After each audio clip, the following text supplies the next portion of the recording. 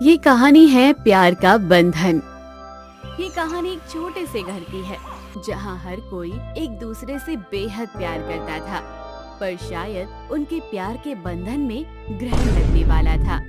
पुनीत बेटा, मैंने तेरे लिए एक रिश्ता देखा है।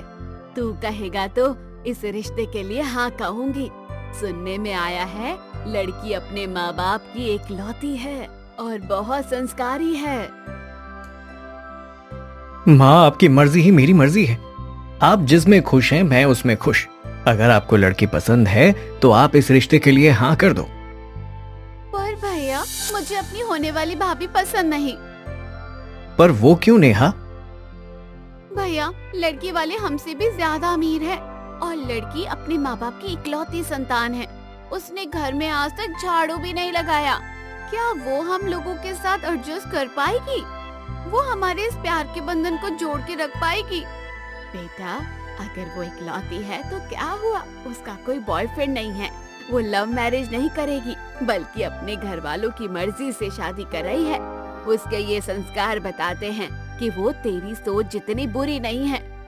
माँ, मेरा बॉयफ्रेंड है, सिर्फ इसलिए मैं बुरी हूँ और संस्कारी नहीं हूँ। ऐसा कुछ नहीं है बेटा, पंडित जी रिश्ता लगवा रहे हैं। वो तेरे भाई के लिए अच्छी लड़की देखेंगे ना। पुनीत के हाँ करने पर बहुत जल्द आशा पुनीत की शादी अंजलि नाम की लड़की से करवा देती है और ससुराल में आते ही अगले ही दिन अंजलि की पहली रसोई होती है।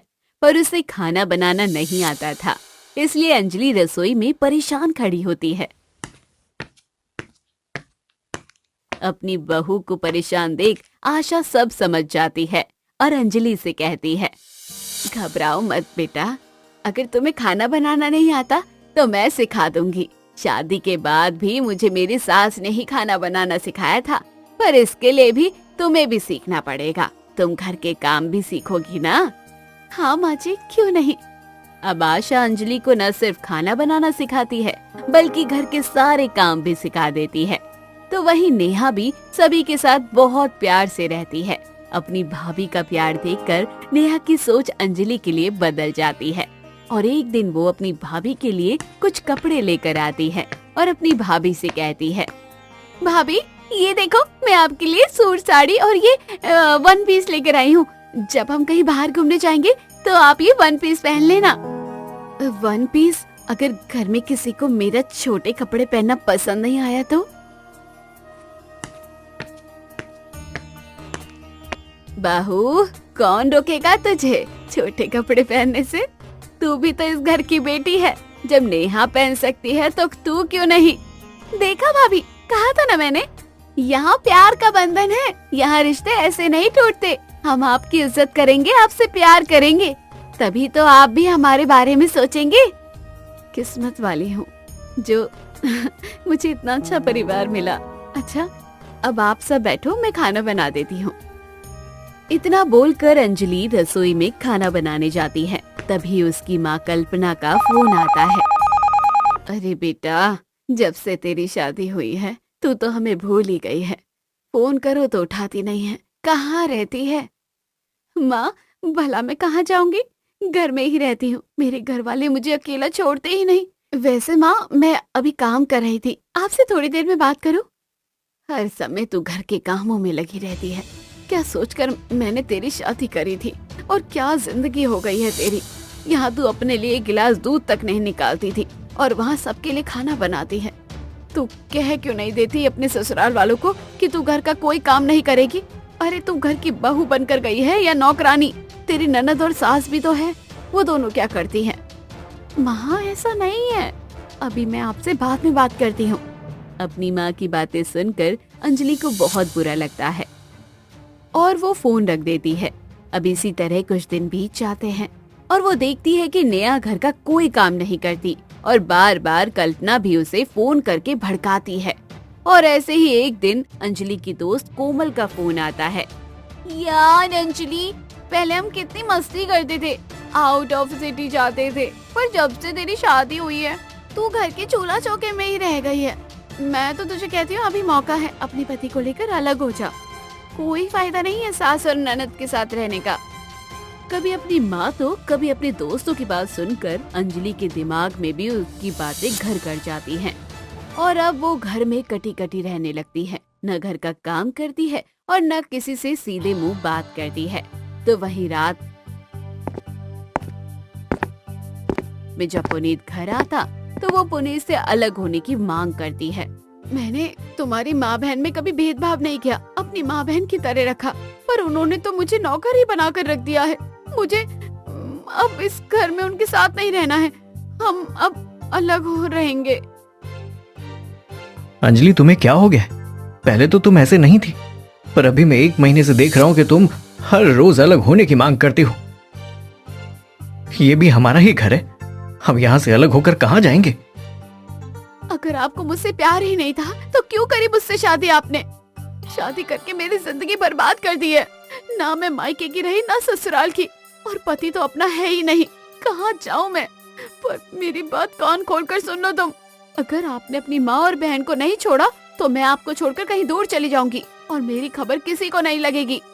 अपनी माँ की बातों में आकर अंजलि पुनीत को इमोशनली ब्लैकमेल करती है और ये सब कुछ आज अपनी कानों से आशा सुन लेती है,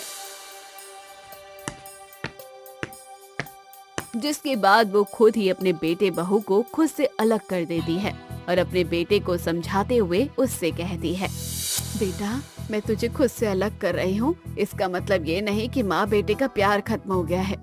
हमारे बीच का रिश्ता कई बार इस प्यार के बंधन को बचाने के लिए कड़ी से कड़ी फैसले लेने को मजबूर हो जाता है।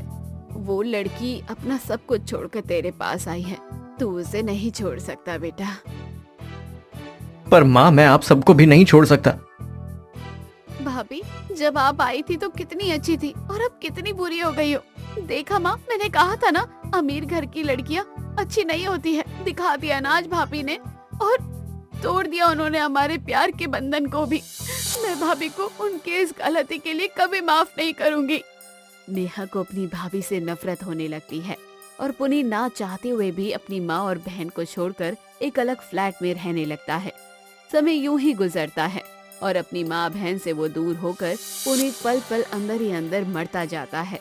ऐसे ही एक दिन पुनीत को पता चलता है कि नेहा का रिश्ता लग गया है, पर वो चाहकर भी अंजलि से कुछ नहीं कह पाता। और ऐसे ही एक दिन अंजलि से मिलने उसके पिता उसके घर आते हैं। अंजलि बेटा, मेरे संस्कारों का कोई मोल नहीं रहा। आखिर तू अपनी माँ के ही नक्शे कदम पर चली। कई साल पहले तेरी माँ ने मुझे मेरे परिवार से अलग किया और आज उसने ये अनमोल प्यार का बंधन तोड़कर अपनी बेटी का घर तोड़वा दिया।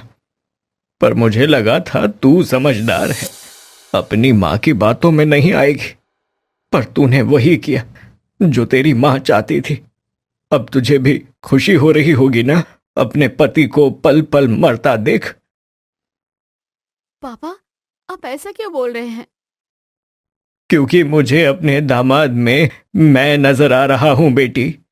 जैसे तूने अपने बाप के आंसू देखे, वैसे ही एक बार अपने पति के आंसू देखना। मैं चलता हूं, मेरा काम था बस तुझे समझाना, आगे फैसला तेरा है।